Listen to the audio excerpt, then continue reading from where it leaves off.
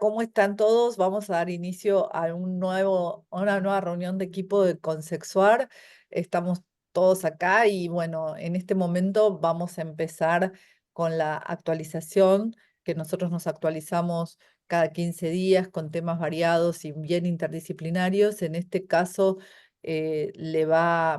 la actualización está a cargo de la doctora Federica Hansen, psiquiatra, es una de las psiquiatras del grupo y ella va a actualizarnos acerca de microbiota, depresión y dolor, que es uno de los temas del momento y en realidad nosotros estamos intentando, bueno, con ella que es prácticamente es especialista en microbiota y salud mental, estamos tratando de capacitarnos para poder empezar a entender un poco la interacción intestino-cerebro y sus implicancias no solamente en la depresión y en el dolor, sino también en la sexualidad y como todo eso lo vemos en la sexualidad. Así que gracias, Fede, y todo tuyo. Bueno, hola a todos. Pensé este tema sobre todo por el tema de dolor, pensando en cuántos pacientes vemos a veces con dolores inespecíficos, ¿no? Y cómo está asociado, bueno, a la salud mental y cómo esto incide en la sexualidad. Y, que voy a correr esto. Ahí va. Bueno, vamos a empezar definiendo un poco y haciendo una asociación entre lo que es depresión y dolor crónico. Sabemos que la depresión y el dolor crónico tienen una comorbilidad del 70% y se sabe que tienen localizaciones neuroanatómicas y neurotransmisores compartidos. De hecho, para dolor crónico se dan algunos antidepresivos como tratamiento. En esta exposición vamos a hablar sobre la neuroinflamación, que es una de las teorías etiopatogénicas y cómo se comparten entre ambas entidades. Se postula que hay una posible regulación de la neuroinflamación por medio de la manipulación de la microbiota intestinal. Bueno, el dolor es una sensación emocional y sensorial displacentera, es subjetivo e involucra a la nocicepción, a la cognición y tiene también un aspecto emocional.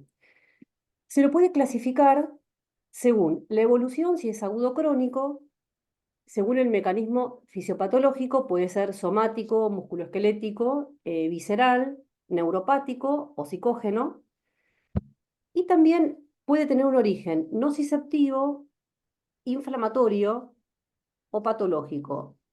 ¿A qué se refiere con patológico?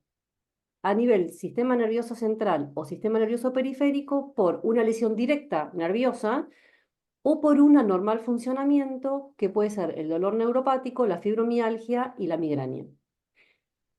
La depresión es una enfermedad psiquiátrica con síntomas psíquicos como disminución del ánimo, anedonia, ideas de ruina, de culpa, ideación suicida y síntomas físicos como alteración del apetito, alteración del sueño, retardo psicomotor o agitación y a veces fatiga.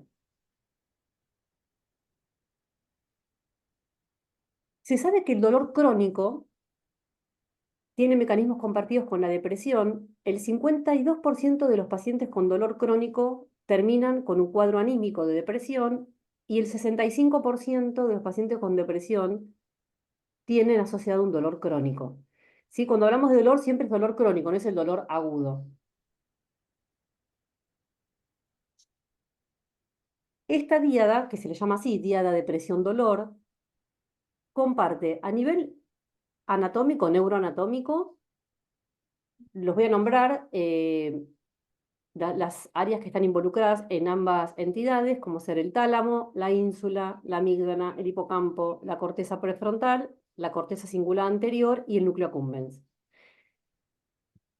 Pero también ambos comparten en esta díada lo que se llama la neuroinflamación crónica, que es dañina para el sistema nervioso central y va acompañada o es con alteraciones en neurotransmisores, neurotrofinas, mediadores inflamatorios y alteraciones neuroendocrinas que conducen al inicio del dolor crónico y de la depresión. Ahora vamos a ver cómo se produce todo esto, ¿sí? Y también van asociadas a lo que se llama disbiosis, que es la alteración del equilibrio de la microbiota, con afectación del eje intestino-cerebro y una modulación de aspectos emocionales y nociceptivos en estadía por parte de la microbiota, ¿sí? Cuando está alterada la microbiota, favorece a que aparezcan estos dos cuadros. Bien, vamos a hablar ahora un poco de lo que es la neuroinflamación. La neuroinflamación es una respuesta, perdón, la inflamación es una respuesta innata del sistema inmune ante una injuria o infección que intenta proteger y defender al organismo a través de la activación de grupos celulares y liberación de mediadores inmunológicos. Es decir, la inflamación es una respuesta que no es negativa para el cuerpo, sino al revés. El cuerpo sufre una injuria o una infección, algo que es nuevo para el organismo y que no lo reconoce, ¿y qué hace el cuerpo? Se defiende, ¿sí? Y se va a proteger. O sea que depende del tiempo y de la intensidad si es una actividad inflamatoria beneficiosa o antiinflamatoria o lo que se llama una actividad proinflamatoria que ya es nociva. Siempre comienza en el sistema nervioso periférico y de ahí pasa al sistema nervioso central. Sabemos que en este eje intestino-cerebro hay una comunicación bidireccional y siempre es más fuerte la comunicación del intestino hacia el cerebro que del cerebro hacia el intestino, ¿sí? Ambos se modifican, pero es mucho más potente la que es del intestino hacia el cerebro. ¿Cuáles son las instancias que están en esta neuroinflamación y que se van a ver en juego tanto en el cerebro como en el sistema nervioso periférico? Está involucrada la barrera hematoencefálica, lo que se llaman las citoquinas proinflamatorias, que es lo que liberan las células para defenderse, liberan citoquinas proinflamatorias, ¿sí? Esto va a producir también radicales libres del oxígeno, radicales libres del nitrógeno, catabolitos del triptófano, serotonina, glutamato y noradrenalina y alteraciones de las mitocondrias. Todo esto es lo que termina ocurriendo en la neuroinflamación. Miren que- Ahí está.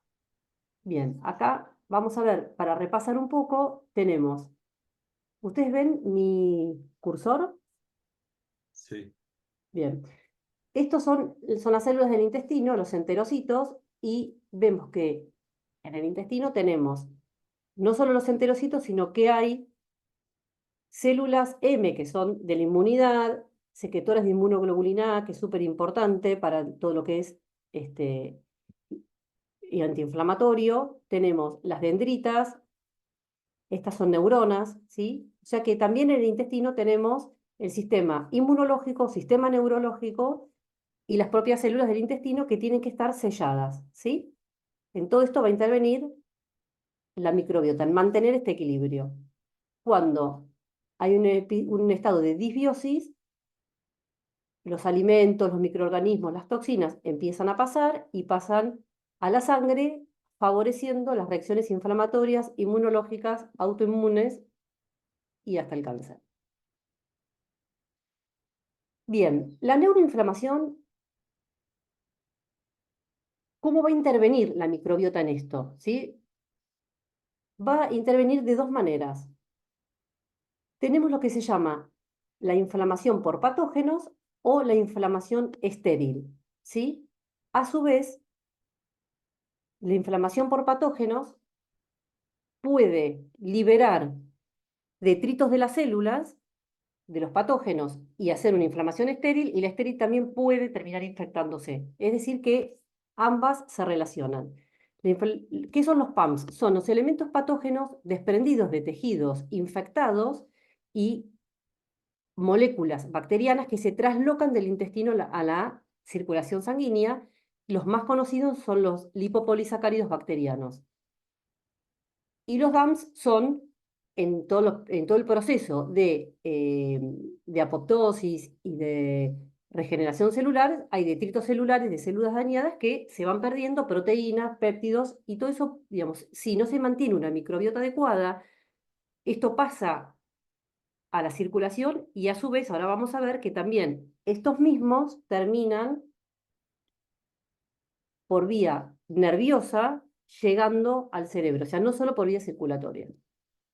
Es decir, que estos pumps y estos DAMPs van a estimular receptores que van a liberar sustancias proinflamatorias y algo que a lo mejor tal vez más los médicos, pero yo creo que esto se va a empezar a hablar porque se tiende mucho ahora a pensar en una medicina reguladora de la microbiota.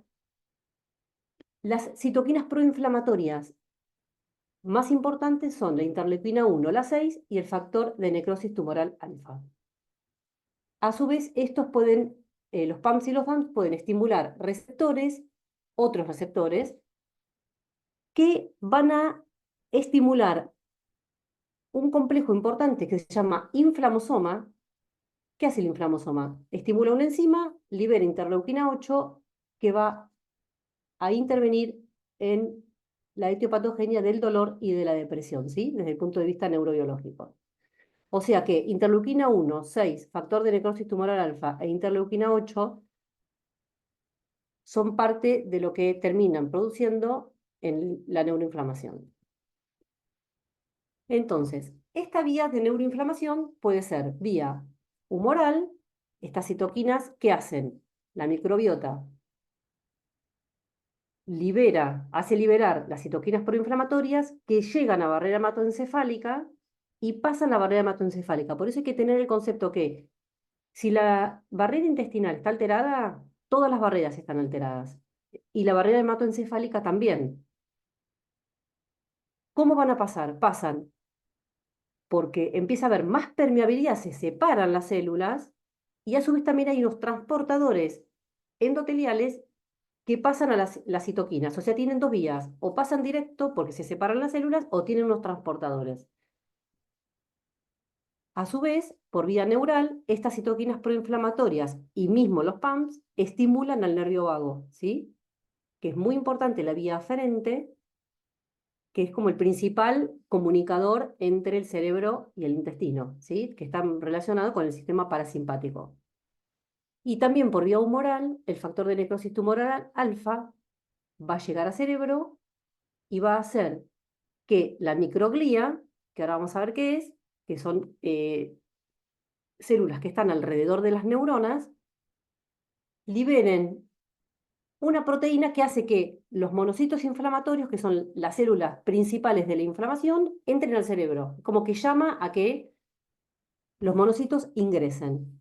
Acá tenemos factor de necrosis tumoral alfa, va a hacer los cuadros de estrés, van a alterar la microbiota y van a hacer que los monocitos ingresen al sistema nervioso central. En el sistema nervioso central tenemos las células gliales. ¿Qué son las células gliales? Tenemos las microglías, los astrocitos y la oligodendroglía. Tenemos las neuronas, la microglía, los oligodendrocitos, los astrocitos, que forman una red que están en intercomunicación. Antes se pensaban que lo más importante del cerebro eran las neuronas, y hoy se sabe que la red que está alrededor es sumamente importante porque es la que mantiene a las neuronas en estado, ¿sí? ¿Qué hace la microglía? Son las células de la inmunidad innata. ¿Qué quiere decir esto? Que es la primera defensa que tenemos en el cerebro a nivel biológico. Nacemos con eso ya en nuestro ADN frente a determinados patógenos. Son las primeras en activarse frente a los activadores mediadores, son como los jefes de la inflamación, van a liberar citoquinas, prostaglandinas, radicales libres y factor de necrosis tumoral alfa. A su vez, van a estimular a los astrocitos que refuerzan esta respuesta inflamatoria. O sea, empiezan a llegar al cerebro las sustancias tóxicas, la microglía actúa, empieza a generar una respuesta inflamatoria. Todo esto nosotros ni nos enteramos, es absolutamente silente. Los astrocitos amplifican la respuesta y la oligodendroglía, ¿qué hace? Es la encargada de recaptar el glutamato. Normalmente el glutamato en exceso es tóxico para el cerebro. Entonces, ¿qué hace? La oligodendroglía es la que lo recapta y se encarga de la mielinización. ¿Qué hace el factor de necrosis tumoral alfa? Daña la oligodendroglía, empieza a haber desmielinización empieza a haber más glutamato, más tóxico.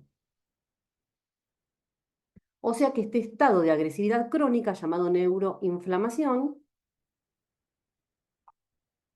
ocurre en zonas compartidas entre el dolor y la emoción. ¿Qué es lo que, qué es, ¿Cuáles son las 4 características de esta neuroinflamación? Empieza a haber disfunción sináptica de todos los neurotransmisores, fallas en la neurotransmisión, se inhibe la neurogénesis y empieza a haber muerte neuronal. Pensemos que la neuroinflamación es a nivel del sistema nervioso central y a nivel del sistema nervioso periférico. Por eso se piensa que la depresión es una enfermedad sistémica, no es una enfermedad psíquica, ¿sí? Ocurre en todo el cuerpo, lo mismo que el dolor crónico.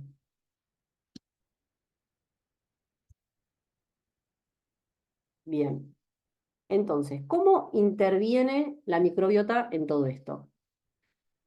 A través de, dijimos, los lipopolisacáridos que vienen de las infecciones de los detritos de los patógenos, estimulan al nervio vago, estimulan a la microglía y liberan citoquinas proinflamatorias. Esta disbiosis ocurrida en el intestino produce directamente cambios en la plasticidad sináptica y en la estructura cerebral. El estrés agudo, porque la disbiosis es estrés, termina siendo un estrés agudo, en un principio va a dar una respuesta inflamatoria beneficiosa que, sostenida en el tiempo, va a dar un estrés crónico con una respuesta inflamatoria nociva.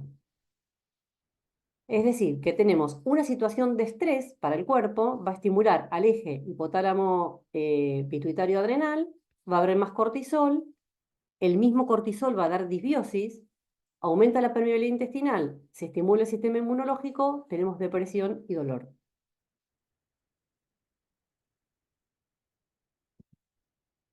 A su vez, también se sabe, me olvidé decirlo antes, que los lipopolisacáridos, los PAMs, estimulan receptores que están en el ganglio dorsal, que están relacionados al dolor.